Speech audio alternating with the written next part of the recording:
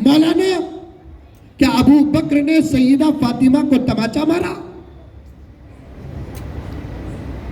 Doctor ہے doctor. میں نے کہا ڈاکٹر صاحب آپ کی لائن الگ ہے، توجہ چاہتا ہوں، میں جگانا چاہتا ہوں. آپ کی لائن الگ ہے، مانا آپ ڈاکٹر ہیں، بچپن سے آپ نے کانوینٹ میں پڑھا، ABCD پڑھا، انگریزی سے تعلق ہے، لائن بچپن سے لے کر اب تک آپ کی الگ ہے، اور آپ الحمدللہ مومن ہیں اور مسلمان ہیں، علماء سے سنتے ہیں. ماحول ہمارا اپنا آپ کا ایک ہے. میں کتابوں کی دلیل بعد میں دوں گا، حوالے بعد میں دوں گا، بحث بعد میں کروں گا. بحیثیت مومن کے، عاشق رسول کے، اللہ کے بندے ہونے کی حیثیت سے ذرا اپنی عقل کا استعمال کرو.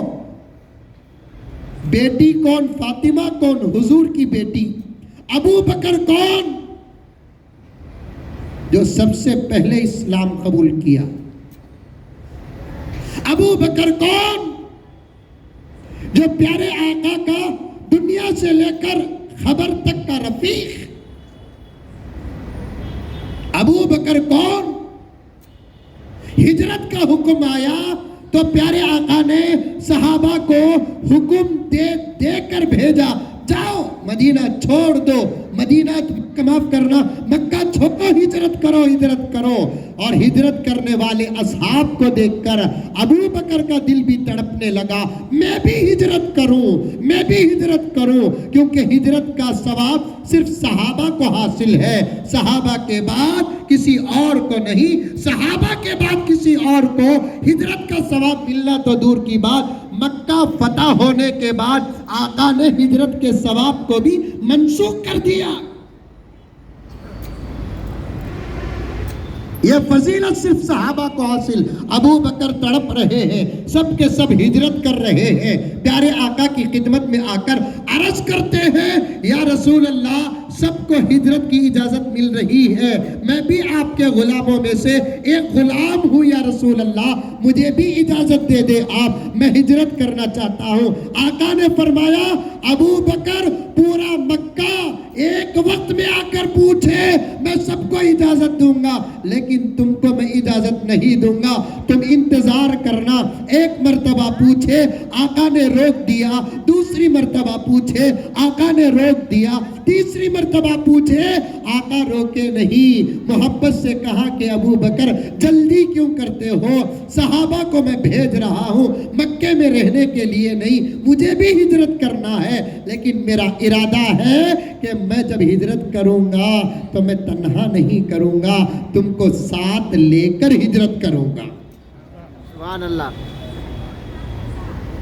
اس کے بعد پوچھے ہی نہیں ابو بکر، پوچھے نہیں. وہ ڈاکٹر صاحب کا سوال ذہن میں رکھو، میں یہ باتیں عرض کر کے بتا دوں صحابہ کون ہے،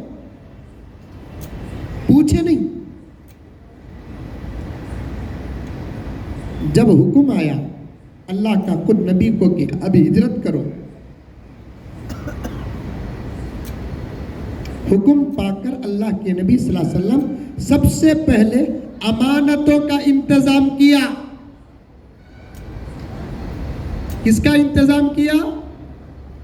امانتوں کا انتظام کیا. امانتوں کا انتظام کیے بغیر امانتوں کو چھوڑ کر آقا ہجرت کر لیتے. صبح کو آ کر آقا کے کمرے میں، آقا کے گھر میں آقا کو تلاش کرتے، آقا نہ ملتے، امانتیں مل جاتی، لوٹ مار ہو جاتا، ملنے والے کو امانتیں مل جاتی، ملنے والے کو مال مل جاتا. اس کے بعد تبصرہ کیا ہوتا؟ محمد گیا تو سب کو لوٹ کر چلا گیا.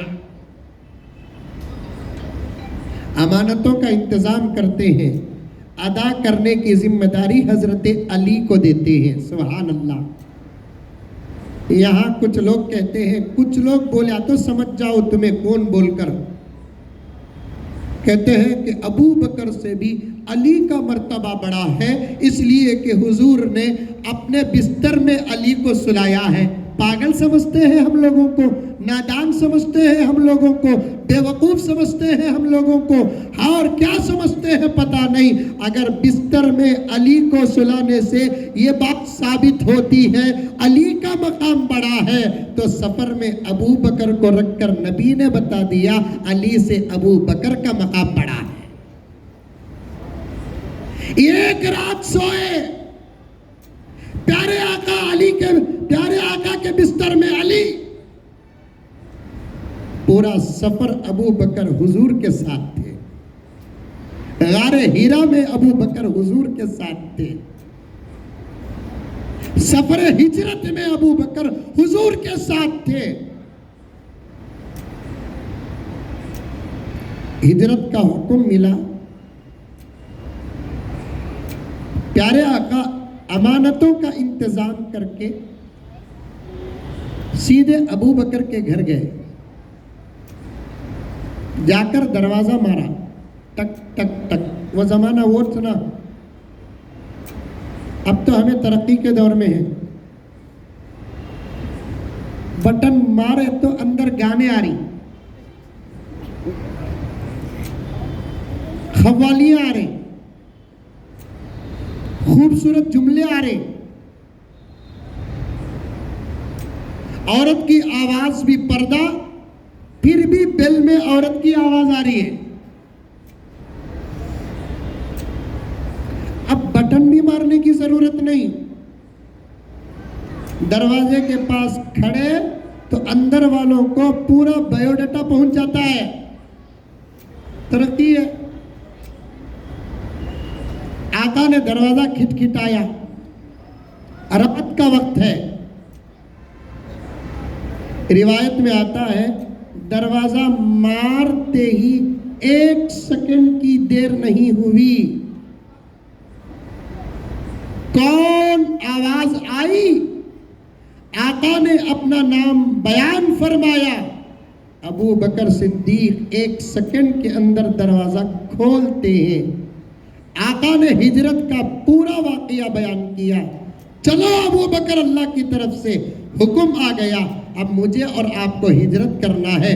لمبا واقعہ ہے، کبھی ہجرت کا واقعہ سن لینا۔